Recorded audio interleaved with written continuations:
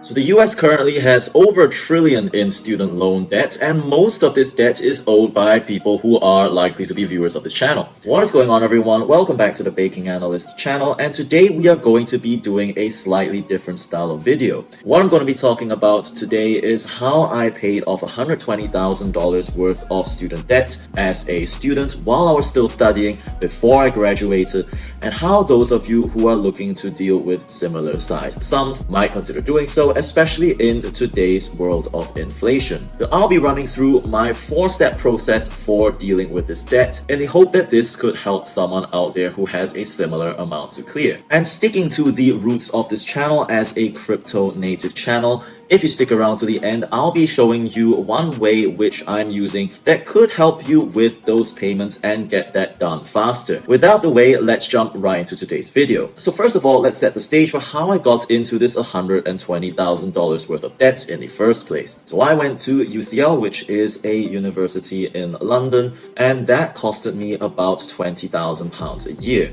That equated to around $25,000 to $26,000 in exchange rates at the time. Added on to that, we also had things like rent because you couldn't go and live on the street while you're studying, and that led to another $40,000 in total costs. So now that we've arrived at our total figure of $120,000 and how that debt was incurred, now I would like to go on to talk a bit about how I went about paying that off even as a full-time student, and how I got to a zero net worth at the end of the day. So I'll be talking through it in a 4-step process that you can take in order to clear any sort of large sum, making use of side hustles, especially nowadays where you can accelerate this process by using AI tools like ChatGPT. So the first step on the list is going to be skill scoping.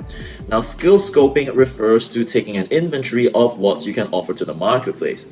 So as we always say in the crypto space, a coin's value literally has everything to do with the utility and nothing to do with the supply. And just like in the crypto world, your ability to bring that cash in depends on your own utility. So in this case, we are analyzing yourself as a token somewhat and looking at what you can provide to the marketplace. Now, if you have a 9-to-5 job, you might already have skills that are specific to a given industry. Maybe you can consider something like freelancing or consulting, but as a student, you might not have that many skills available. That being said though, there are still loads of stuff that you can teach to the people who are just slightly less advanced in their journey than yourself. But that could include things like tutoring if you are into that kind of thing, or things like learning copywriting, because it's easier to adopt skills that you already have into the purpose of, say, marketing. The gig I ultimately chose to go with was copywriting. I was able to close about 1 to 2 clients a day, averaging about $100 to $150 a day, and after all costs were taken into consideration, came out to be around $40,000 per year over the course of 3 years, therefore clearing the debt of $120,000. Could I have pushed for more than that? Absolutely, but at the time the goal was literally to break even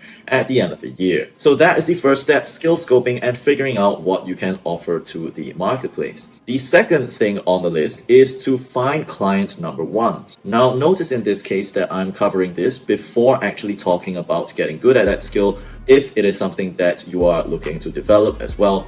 And the reason for that is you want to validate the idea before you actually commit more time and resources to this new hustle, which I would recommend people treat as an upcoming business. So in my approach to finding client number 1, I would not recommend using things like Fiverr to find your first client. And the reason for that is actually similar to what we discussed in the crypto space about tokenomics. There's just too high a supply of similar products available on this marketplace, also at a really low price, because people in lower income countries are willing to work for that much less. So what you could consider instead is trying to sell locally. And that could be through marketplaces such as Gumtree if you're in the UK. You might have something similar in the US, such as Craigslist or a more modern version of it. Or you could look into doing things like cold calling, although that's going to be much more time consuming and likely to be less efficient. Now, using this way to get yourself off the ground has several advantages, which is that you are making use of the network effects of the platform at hand. However, there is a risk to this because all these platforms are, as you guessed it, centralized platforms. So that means that they can shut your account down at any time.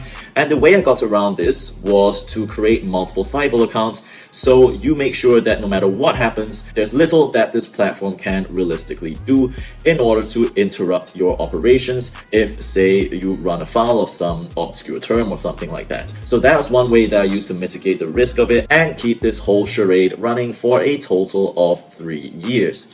So hopefully once you have advertised on these sites for long enough, you might even choose to use paid features to boost your post if you have some side funds to invest in this kind of thing. Once you found your client number 1, we can then move on to the next step, which is step number 3, and that is going to be actually getting good at it. Now in this case, I do not mean things like trying to be a perfectionist at doing whatever you're doing. Rather, I'm talking about getting efficient in your delivery and setting up systems so it becomes less and less time consuming for you to do the fulfillment for your clients. That also means your hourly rate goes up because the hours you spend on each dollar goes down. I would recommend using things like if this then that. If your workflow involves emails, it is really easy to use, very modular. Or you could use everyone's favorite assistant nowadays, ChatGPT, if you are looking into doing any sort of creative work. Now that you have gotten all your systems in place, let's have a look at the 4th step on the list, which is going to be actually delegating the work so you do not limit your income to your time.